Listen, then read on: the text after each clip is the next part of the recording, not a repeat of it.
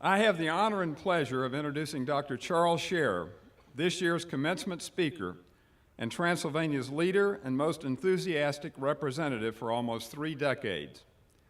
This summer, Charles Shearer will retire as president of Transylvania, a position that he has held for 27 years. Charles was inaugurated in 1983 at a time when the university had a sagging enrollment, a difficult financial condition, a tired physical plant. Under Dr. Shearer's leadership, Transylvania has been transformed. Today, the college boasts a thriving enrollment of exceptionally well-qualified students, a terrific faculty known for teaching excellence, a dedicated staff, a campus that has been greatly improved through new construction and renovation of facilities, a strong financial position, and recognition as one of the nation's top liberal arts schools. Today, you will have the honor of hearing his commencement address. As you listen to it, think of the special person who is delivering these remarks. Ladies and gentlemen, my good friend, Charles Shearer.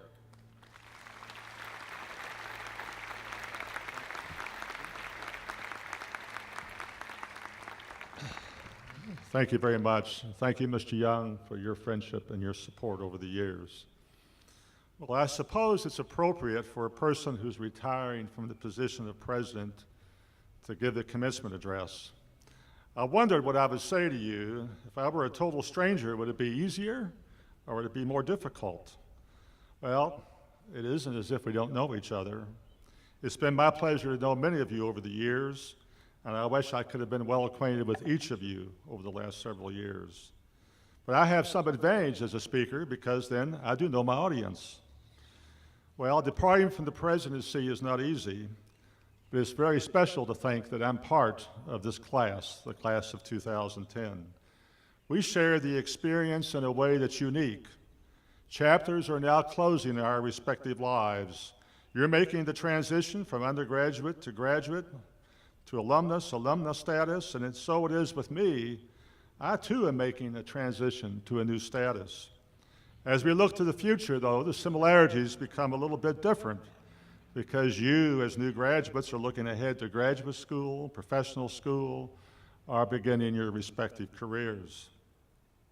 Well, I'm anticipating a lighter schedule, fewer responsibilities, but full retirement sounds scary to me. So I do hope to remain active and involved in ways that will help Transylvania. Yet, you never know how things will unfold over the coming years. But then, even though we all have plans, and whether you're 22 or quite a bit older as I am, we can never predict the future. We set goals and we make plans and we work toward them. However, our lives may take a different turn than we originally expected. Well, that's certainly true with me. When I was your age, I did not set a goal to become a college administrator, much less a college president. Some people set lifelong goals and pursue them until they're achieved. Others, like me, end up doing something very different from what was originally planned. We would expect you to have high aspirations for the future as members of this class. Yet, if you're like me, they may be realized in ways that you did not originally anticipate. There's one thing I'm certain of. Wherever your paths may lead, I'm confident that you're prepared for the next step in your lives. The outstanding teaching by our faculty, the support of the staff, and your hard work have prepared you for whatever you choose to do next in life. Chairman Young, Dean Pollard, and Professor Shannon encouraged me to be your commencement speaker. Dean Pollard and Dr. Shannon suggested that I should share with you some of the lessons I've learned over the last 27 years. When I was asked to serve as president in July of 1983, I felt as though I was prepared for the position. There were no guarantees, however, for success. Yet my education and professional experience provided a strong grounding for my new responsibilities. We often talk about lifelong learning, and we encourage our graduates to be lifelong learners. When you combine a thirst for learning with the lessons of experience, you will be prepared. George MacDonald, the Scottish author and theologian, once said, "The best preparation for the future is the present well seen to and the last duty done." I've always tried to do the very best at every position I've held. over my career. Reflecting on the last 27 years as president, I can look back with the knowledge that I've given it my all. That provides a great sense of satisfaction. And after all, what more can anyone ask? 10 years ago, the late William T. Young Sr. gave the commencement address while chair of the Board of Trustees. And his theme was perseverance. He told the graduating class to never, ever give up. Those words are good to follow, but it may not always be easy. Having spent time as students on this campus, you've had to interact with roommates, classmates, faculty, and staff members. Among the great advantages of a residential liberal arts college are all the opportunities for exchanging ideas, sharing thoughts, and developing interpersonal skills. This is another reason I feel as though you're prepared. As you go out into the world, you will continue to understand the importance of the human factor. While we all need expertise to do a particular job or follow specific careers, we will always be interacting with others. You have a lot of experience because of your involvement on this campus. I've been reading Mandela's Way by Richard Stengel. Mr. Stengel describes Nelson Mandela as a person who sees the virtuous in everyone until proven otherwise. What a wonderful attitude.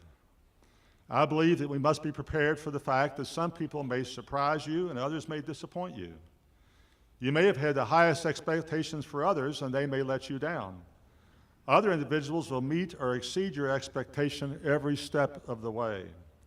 And so I believe that forgiveness may be one of life's toughest virtues to follow. In a recent conversation with a student who was upset with an exchange he had with another person on campus, I urged him to move beyond it and not dwell on it any further. He promised that he would, and I saw him a few days later, and he seemed to be in much better spirits. There'll be times when you'll have to move beyond some disappointment as well, and I would encourage you not to dwell on the negative. I believe that the world of instant communication that we live in requires us to be even more cautious in our exchanges with others. Just because we have instant communication does not mean we should use it. I've not sent every letter that I've written over the years, and that's probably a good thing. I've received strange letters, emails, and other electronic messages, and I just say to myself, what was that person thinking? So wait and think before responding. And just because we can respond quickly doesn't mean that we should. The sting of ill-chosen words can leave relationships fractured. Hesitate to push that send button and wait before responding. You'll have to allow for the imperfections of others, yet because of your learning and living experience on this campus, I think you probably already knew that. I cannot emphasize enough the importance of the relationships I've developed with individuals over the years that have resulted in progress for Transylvania. Whether it's the students or faculty or staff or trustees or friends of this college, those personal relationships have been encouraging and enriching for me, and I'll be forever grateful for them.